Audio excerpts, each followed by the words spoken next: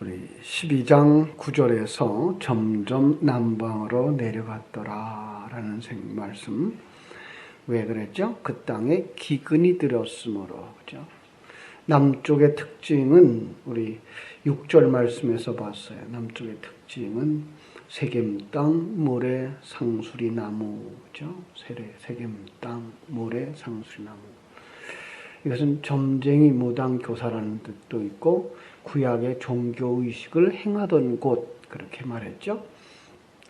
근데 하나님의 약속은 12장 7절에서 이렇게 말했죠. 아브라함에게 나타나서 이르시되 내가 이 땅을 네 자손에게 주리라 하신지라. 예. 그런데 놀랍게 그는 자기가 평생 살 동안 그 땅에서 그저 무덤 하나 얻어가지고 가죠. 하나도 못 얻었어. 스데반은 사도행전 7장 5절에 보면 발붙일 만한 땅도 안 주셨다 그래요. 그럼 하나님 결국 거짓말쟁인가요? 우리는 여기서 이제 하나님에 대한 절대적 신뢰 잃어버리면 안 되고요. 하나님은 변하는 분도 아닌 것 꼭 기억하시고요. 그렇다면 그건 인간의 오해고 하나님이 주시고자 했던 건 뭐라고요? 이 땅이 아닌 천국을 이야기하고 있는 거예요. 그죠? 결국은 네가 선 곳을 천국으로 만들겠다의 의미예요. 네가 선 곳을 천국으로 만들겠다. 하나님께 순종하는 자 만들겠다라는 것이고요.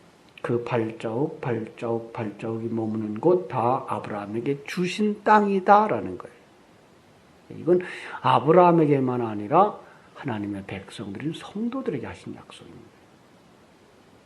아브라함에게 뭐라 그래요? 내가 머무르는 그곳이 하나님이 내게 허락한 땅이야. 거기서 뭐 하라고요? 천국의 삶을 살아라. 어렵죠?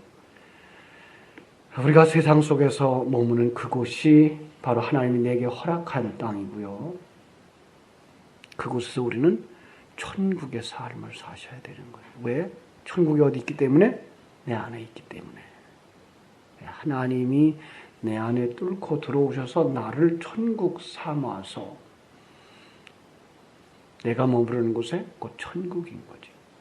예수님이 그러셨죠. 예수님이 이 땅에 오셨을 때 그 당시에는 예수님이 하나님에게 지배받는 마음들이 하나도 없어서 예수님은 머리 둘 곳이 없다 그랬고, 그리고 너희들 가운데 있다 그랬어요. 천국은.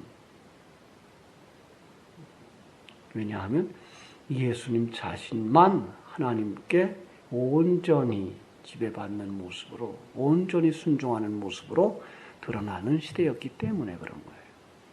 그러나 지금은 성령께서 우리 속에 머무르면 그곳이 천국이에요.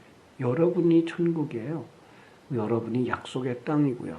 그럼 여러분이 발걸음이 머무르는 곳이 하나님이 여러분에게 허락한 땅이고, 여러분은 그 속에서 천국의 삶을 사셔야 되는 거예요. 그런데도 불구하고 이제 지역 이름들이 쭉 나오면서 아브라함은 여기저기를 다녀요. 자, 여기저기 다닐 때 우리 잊어버리면 안 되는 것, 그것이 정상적인 삶인 거죠. 왜요? 하나님은 이 땅에서 우리가 나그네 삶 살기를 원하셔요.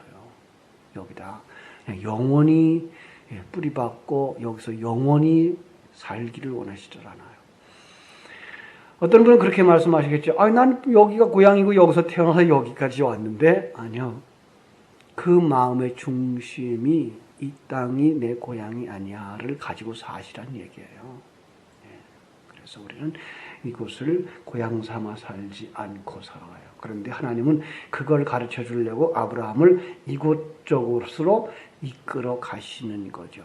그런데 그 이끌어가는 지역 이름들을 한번 나중에 잘 기억해 보세요. 그 지역 이름들이 또 여호수아를 통해서 가나안 정복할 때에 바로 중요한 기점들이 돼요. 결국은 아브라함이 밟은 그 땅들을 누구에게 줘요? 이스라엘에게 주는 모습을 그리고 있는 거예요. 제일 대표적인 데가 베델과 아이 사이라고 하는 말이죠. 베델과 아이 사이. 여호수아에도 가보면요. 7장 2절이나 8장 9절이나 이런 곳에서 계속해서 베델과 아이 사이, 베델과 아이 사이. 하나님의 언약의 땅, 하나님이 이스라엘, 아브라함을 통해서 점 찍고 간 곳을 이스라엘이 차지하는 것, 이렇게 나와요.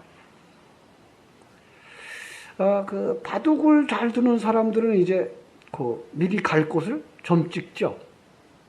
하나씩 먼저 놓죠. 포석을 한다 그러죠. 그리고 나서는 그것을 중심으로 해서 점령해 나가는 거죠. 똑같은 그림이에요. 정복 약속을 아브라함에게 주시고 이삭을 통해서 나가고, 사실은 예수 그리스도를 통해서, 그리고 교회를 통해서. 그래서 사도행전 1장 8절에 오직 성령이 너에게 임하시면 너희가 권능을 받고 예루살렘과 온 유다와 사마리아와 땅끝까지 가는데, 이 거점들을 이미 누가 간 곳이었는가 하면 예수님이 가신 곳이에요. 결국은 예수님이 발걸음으로 점 찍어 놓은 곳을 누구로 택하는 거예요? 이스라엘이, 교회가 바로 차지하는 그런 그림의 모습을 보여주고 있는 거죠. 그러므로 그 하나님의 언약이 더디 성취된다고 실망할 이유가 없어요. 하나님은 반드시 그 약속을 하나님의 백성들을 통해서 이루시기 때문이죠. 아브라함으로부터 시작해서 한 가족으로, 그리고 이제 그들로 하여금 이제 가나안을 배회하게 해요. 한 가족이 가나안을 배회해요. 그때 그 가나안 족속들은 이미 정착하고 사는 사람들이니까 그 정착하고 사는 사람들 앞에 나그네 한 사람이 배회할 때 그가 이 땅을 점령하리라고는 전혀 생각을 못하죠. 우스웠겠죠. 그런 생각을 그가 가지고 있다는 걸 알았다면. 그런데 마지막에 어떻게 되죠? 하나님에 의해서 그 땅은 점령되는 거예요. 또 다른 말로 신약에 와서 표현하는데, 천국은 마치 가로서 말 속에 풀어놓은 무엇과 같아? 누룩과 같다. 누룩이 보여요, 안 보여요? 아주 안 보이는 작은 그런 것이로되 점점 전부를 부풀게 하는 영적인 점령의 모습을 그림으로 그리고 있는 거죠. 예수 그리스도에 의해서. 우리는 이 결과를 알고 신앙 여정을 시작하는 거예요. 그런데 알고, 그리고 언약을 붙잡고 나아가는 그 길이 왜 그렇게 힘들어요? 이게 이제 어제 설교 말씀처럼 고난으로 오는 거죠. 고난을 오면서 그 여정 속에서 우리가 뭘 성취하는 것이 아니라 옛사람 벗는 작업을 계속하는 것을 볼 수가 있습니다. 아브라함의 일정이 그래서 12장부터 22장까지의 전체적인 내용이 그 옛사람이 들키는 작업이에요. 내가 이렇게 못난 사람이야. 난 이런 죄인이야. 난 이렇게 생각했던 사람이야. 내가 이렇게 할 거야. 라는 하나는 죄성. 그 죄성이 어떻게 나는가 하면은 내가 하나님을 도우려고 하는, 내가 주체되려고 하는 것으로 나오고, 그런가 하면 내가 이제 허물이 드러나고, 이런 그림으로서 계속해서 들키는 것이 아브라함의 일생이고, 그게 믿음의 조상, 우리의 모범이라면 우리도 그렇게 산다는 얘기예요. 우리도. 하나님은 우리 속에서 우리 죄의 모습들을 그대로 다 들키게 만들어요. 그리고 그게 들킨 게 오히려 복인 거예요. 잘 감추고 잘난 체하고 이쁜 척하고 고운 척 해봐도 그거 참 반가운 것 아니에요. 하나님 앞에서 다 들켜요. 아니, 다른 사람 눈에 들키기 전에 누구 눈에 들켜요? 내 눈에 들켜요. 믿음이 좋으면 좋아질수록 눈이 밝아져요. 눈이 밝아지면 밝아질수록 내 모습이 점점 추한 옛사람이 드러나게 돼 있어요. 그래서 처음에 바울 사도의 고백도 나는 그래도 하나님 앞에 택한 받은 자야 라고 했다가, 그 다음에 나는 선지자들 중에 제일 작은 자야, 사도들 중에 제일 작은 자야. 마지막에는 어떻게 해요? 죄인들 중에 괴수로다. 그러면서 그 고백을, 나는 곤고한 자로다. 오호라, 나는 곤고한 자로다. 이 사망의 몸 누가 떼어낼까? 내 안에 사망의 몸이 붙어있는 옛사람이 아직도 또 나를 지배하려고 하고, 세상 바람 휙 불면 옛사람 또 거기에 맞춰서 춤추고 일어나고 이러는 모습을 보면서 이 사망의 몸을 누가 좀 건져낼까? 끊어낼까? 그러면서 곧바로 찬송이 나와요. 왜요? 그냥 이렇게 있었으면 나 영원히 지옥에 갈 텐데 같이 계신 새 생명 예수 그리스도가 계시기 때문에. 이게 성도의 삶이에요. 어떤 사람은 로마서 7장은 거듭나기 전에 있던 바울의 모습이었고 8장부터 거듭난 그의 모습이었다. 아니요. 거듭난 자들 속에 옛사람과 새사람의 이 싸움과 갈등이 언제나 있어요. 그리고 계속 넘어져요. 하나님이 넘어지는 걸 허용해요. 왜요? 그래야 은혜가 얼마나 귀한 건지 알게 하시기 때문에. 우리는 그때마다 하나님의 은혜 앞에 무릎 꿇게 되는 거죠. 아브라함이 그 세겜을 떠나서 베델과 아이 사이에서 또 남방으로 내려가죠. 그죠? 가나안 땅을 통과하는 그림이에요. 젖과 꿀이 흐르는 땅에 왜 기근이 왔을까요? 이 기근, 성경 속의 기근. 뭘 표현하는가 하면 그가 지금 가나안을 통과하는데 가나안 땅에 기근이 오고 있다는 것은 무슨 얘기예요? 가나안 땅에 우상 숭배자들이 뭘 하고 있어요?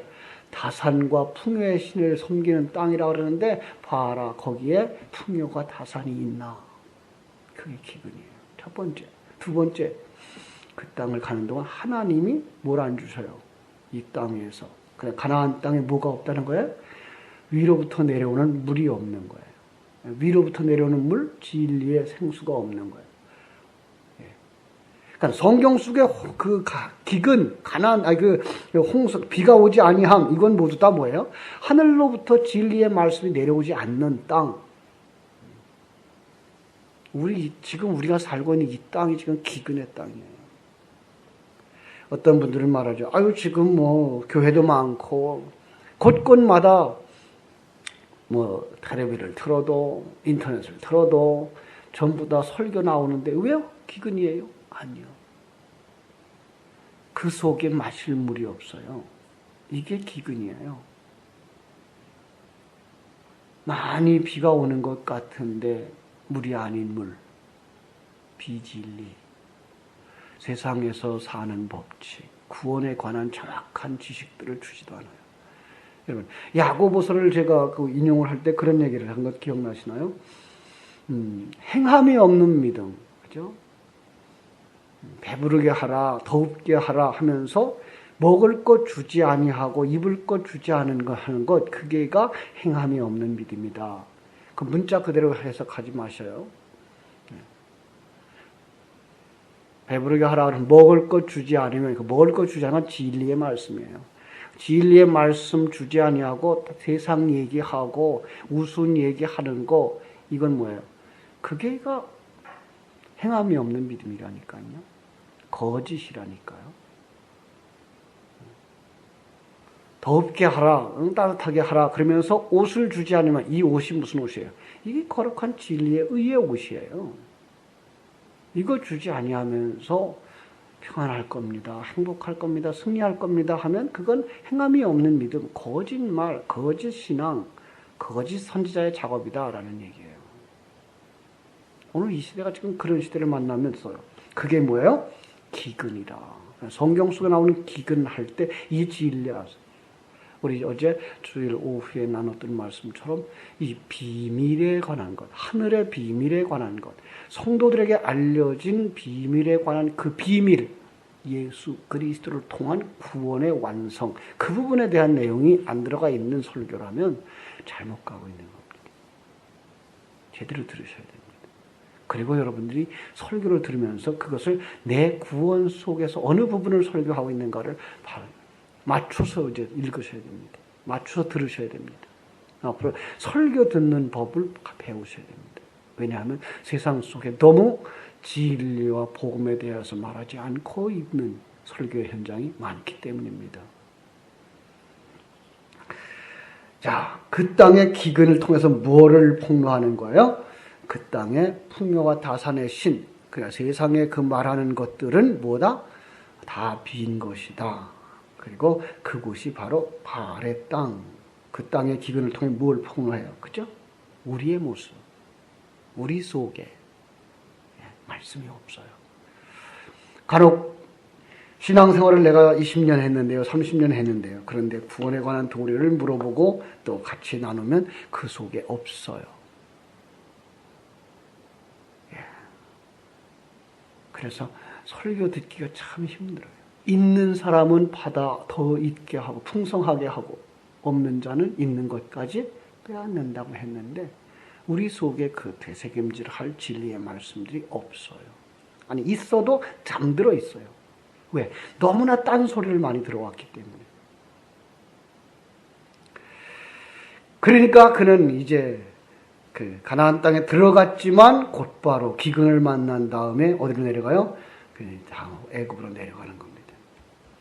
그가 곧바로 순종하고 헌신하고 하던 것을 중단해요. 그래서 그가 제단을 이제 잊어버려요.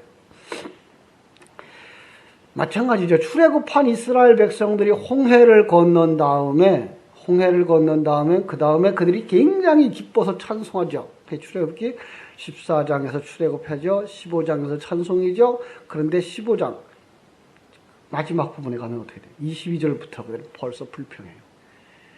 어떤 면에서 그들의 그 귓가에 하나님을 찬송하던 찬송가가 사라지지도 않았는데 여기서부터 벌써 불평이 나오는 거예요. 예. 이게 성도의 삶이에요. 너무 크게 기대를 하고 와요. 뭘 기대하고 오죠? 세상 속 풍요를 기대하고 와요. 이스라엘 백성들이 출애굽한 후에 애굽보다 못해를 원망했던 것처럼 이 하나님 앞에 나와서 성도들이 아주 욕망을 가지고 가요. 욕망을 가지고 가요. 어느 만큼 욕망을 가지고 가죠? 마치 연애하는 사람들과 같아요. 여러분, 연애하던 시절은 그들이 잘못 판단한 거죠. 상대방을 너무 높게 평가하죠. 연애기에 상대방을 다 높게 평가해요. 그 다음에 연애기가 끝나면 그 다음에는 상대방을 아주 낮게 평가해요.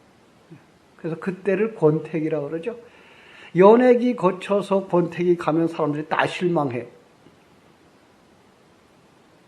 그리고 그 권태기 다 지나서 한 10년, 20년, 30년쯤 지나고 나면 이제 우리 그 사람은 그래. 여기가 정상이에요. 본래 그런 사람이었는데 연애기 때 잘못 보셨고 권태기 때 잘못 보신 거예요. 그러니까 이들은 우리도 마찬가지예요. 하나님 앞에 처음 나오면 하나님에 대한 기대가 커요. 이 세상적인 기대를 가지고 나와요. 근데 하나님 안 주시네. 그게 시간이 어떤 사람은 한 10년쯤 걸려요. 그래도 아니겠지. 그래도 주시겠지. 그래도 잘 살게 해주겠지. 내가 부족해서 못 받겠지. 그러고 한 10년쯤 흘러요. 그 다음부터 이제 코를 꿰서 떠나자니 떠날 수 없고 왜 안 되지. 옛날엔 그래도 기도하면 응답도 받았던 것 같은데 이젠 그나마 그것도 안 보여. 이래서 이제 정말 억지로 끌려가요. 그리고 한 20년쯤 지나고 나서 정말 제대로 된 목자 만나고 나면 그때 가서 그거구나. 이 세상 거에 대한 기대가 아니라 하늘나라에 대한 기대구나. 하늘나라에 대한 얘기면 우리 영적인 세계의 이야기구나. 이 세상은 어떻게 살아야 되는 거예요? 이 세상에는 세상에 살아가는 사람의 삶의 도리 가지고 살아가는 거예요. 성실하게. 그게 뭐예요? 심은 대로 거두는 거예요. 땅의 것은 땅의 것으로 심어서 땅에서 거두는 거구나. 우리는 지금 영적인 걸 심는다면 영적인 하늘나라의 세계에서 거두는 거구나. 이걸 알면서 그거구나. 그때부터 이제 하루하루 성장기를 맞이하죠. 그러면 내일이 분명히 오늘보다 더 나아요. 부부도 마찬가지예요. 한 50년쯤 지나고 나면서 그 권태기를 잘 겪은 사람들. 그 권태기 때 그 상대방을 포기하고 자식이나 바라보고 살겠다고 한 사람들은 성장기가 못 안 와요. 영원히 남편을 버리고 살고 아내를 버리고 살아요. 우리 한국 전통적인 고부간의 관계가 바로 거기서 온 거죠. 남편 포기하고 자식 바라보고 살았어요. 이 자식이 또 거기다 이제 남편은 아예 없어지고 이 자식 하나 데리고 살면 이 자식이 그저 자식이고 애인이고 그저 자기의 의지할 기둥이에요. 신이에요. 그러니 그 아들을 누가 와서 뺏어간다고 하는데 주겠느냐고 얼른. 그래서 우리라는 게 이제 시어머니하고 며느리 사이에 일어나는 갈등이에요. 이걸 훈련을 안 해놓으면요, 교회에서는 천사 권사님인데 집에 가면 이건 도로 변하는 거예요. 이건 신앙이 아니에요. 잘못 정리하신 거예요. 왜 그랬어요? 인생길 여러분들이 잘못 걸어와서 그런 거예요. 처음에 잘못 본 거라니까요. 실망하는 건 정상이라니까요. 그리고선 우리 사람은 여기야. 그게 시작이에요. 근데 거기서 포기하지 마세요. 왜 포기하지 말아야 돼요? 우리의 만남은 우연이 아니에요. 하나님이 짝지으신 거예요. 왜? 나를 만들기 위해 하나님이 짝지으신 거예요. 그래서 그 과정 속에서 내가 만들어져 가는 것이구나.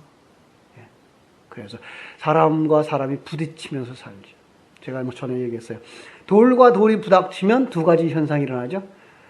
돌과 돌이 부닥치면 한 곳에서는 깨지고 깨져서 점점 날카로워지고요. 한 곳에서는 점점 둥그러지죠. 어디서 둥그러져요? 냇가에서, 바닷가에서. 둥그러지는 이유 중에 하나가 뭔지 아시죠? 거기에 물이 있기 때문에. 물, 우리는 알죠? 진리의 말씀이 있으면 부닥치고 싸우면서도 내가 비어져 가요. 그런데 그 진리에 없으면, 사랑이 없으면 그 부딪힘은 상대방과 점점 날카롭게 만드는 이런 비극을 만들어내는 거죠. 자, 그는 아브라함은 그래서 점점 어디로 내려갔을까요? 애굽으로 내려가요. 그리고 하나님 의지하는 데서부터 세상 의지하는 쪽으로 가요. 그런데 세상 의지하는 쪽으로 갔더니 거기가 좋아요. 나일강 삼각주예요. 나중에 이스라엘 백성들, 요셉과 함께, 야곱과 함께 애굽에 내려갔을 때 그들 역시 삼각주에 정착했어요. 굉장히 기름진 땅이에요. 내가 수고 얼만큼 하면 얼만큼 거두는 곳이에요. 그러니 그들은요, 옆 사람과 비교 경쟁하느라고 사람이 피곤해 지쳐요. 이게 이 세상이에요. 우리의 모습이에요. 그런데 거기서 하나님이 어떻게 빼내죠? 그들 건져내서, 강제로 건져내서 가나안 땅에 들어가는데, 가나안 땅은 완전히 천수답이에요. 하나님이 비 주면 먹고 비 안 주면 못 먹어요. 이게 은혜라는 거예요. 우리는 완전히 하나님만 바라고 그분이 최고인 것, 그분이 주시면 살고 그분이 안 주시면 난 못 살아. 여기로 가라는 거예요. 그런데 이걸 못 보고 그냥 세상적인 관점에서도 보면 그가 당연히 나일강 땅, 삼각주 땅, 씨 뿌리면 얼마든지 상당한 보응의 대가를 지불해주는 그곳이 좋죠. 가나안 땅으로 가면은 너희들 할 거 없어. 너희들 할 거 없어. 내가 하는 거야. 비도 주고 안개도 주면 먹고 안 주면 먹지 마. 이게 영적인 세계라는 거죠.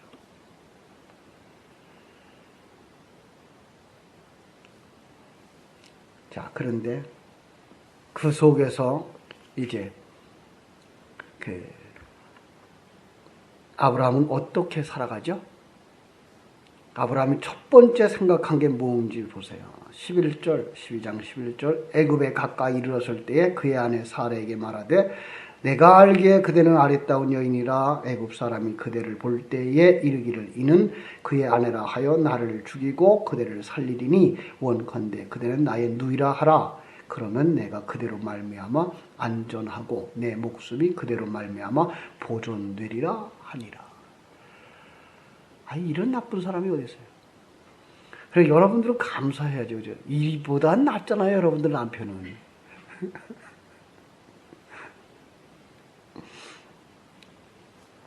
여기 또 하나의 모습을 우리가 볼 수 있는데요. 여기서 아주 나쁜 자기를 보존하기 위해서 자기 누리를 거기에다 대가를 지불하고 있는 모습을 보셔야 돼요. 자기가 살려고 남을 희생하는 모습이죠. 이건 나쁜 놈이죠. 그죠? 내가 살기 위해서. 그런데 왜 내가 살아야 된다고 생각했을까요? 이거 첫 번째는 자기 욕심이고요. 두 번째는요, 이게 종교적 열심이에요. 어떻게 그 종교적 열심으로 보셔야 되죠? 나는 하나님의 언약받은 사람이야. 내가 내 가장 살보다 귀하고 뼈보다 귀한 이 아내를 희생해서라도 내가 살아야 돼. 그래야 하나님의 약속을 이루어 이리로 갈 수 있어요. 두 가지 또 있어요. 다 있어요. 여러분, 우리는 주를 위하여서 굉장한 열심과 희생을 하려고 해요. 인본주의적 열심이 여기 나올 수 있어요. 그냥 헌신의 모습은 두 가지예요. 하나는 자기 명예를 위해서, 자기의 의욕을 완성시키기 위해서, 자기의 욕망을 이루기 위해서 내는 열심이 있고요. 하나는 그냥 하나님에 의해서 억지로 일하는 열심이 있어요. 그리고 이것이 하나님이 기뻐하는 것인 줄 알기 때문에 내 안에서 일하시는 그 하나님과 함께 일하는 열심이 있어요. 이걸 우리는 잘 구분을 못해요. 그런데 결과를 보면 알아요. 결과를 보면 어떤 사람은 남이 알아주지 않으면 못 살아. 그런데 어떤 사람은 그것과 관계없어. 이거예요. 남이 알아주지 않으면 속상하고 거기서 그냥 코가 석자나 빠지고 하는 사람은 아직도 자기가 살아있는 사람이고, 남들이 알아주든 아니 알아주든 그 일이 성공되었던 실패가 되었던 관계없이 그 일을 하는 사람은 하나님의 그릇으로 그냥 하나님의 주권에 의해서 살아가는 사람이에요. 우리는 어디로 가야 될까요? 첫 번째는 다 그럴 수 있어요. 자기 열심으로 시작할 수 있어요. 그런데 진리의 말씀이 들어가서 그의 주인 되어지고 나면 이제 내가 사는 것 내가 아니요, 내 안에 사는 그리스도께서 사신 것이라는 고백이 나올 수밖에 없는 것이죠. 거기까지 가셔야 되는 거예요. 그때부터는 이 사람보다 더 열심히 일해요. 왜요? 이것이 하나님의 사명이고 이것이 내 역할인 것을 알기 때문에.